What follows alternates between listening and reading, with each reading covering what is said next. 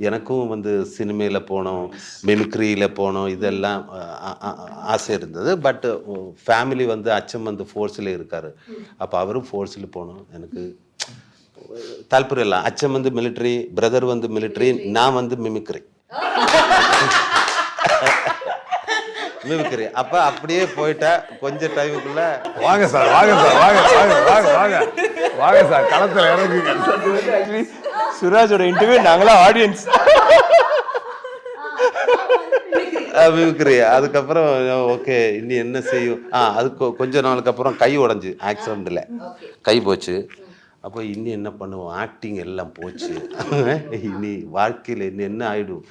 அப்போ சாரோட இன்டர்வியூ எல்லாம் பார்த்தேன். அதுல அது டாக்டர் அது நடக்க முடியாதுன்னு சொல்றது, அது அவரோட பேஷன்லால அவர் எங்கேயோ ஆக்டர் லெவலில் எங்கேயோ போயிட்டார்.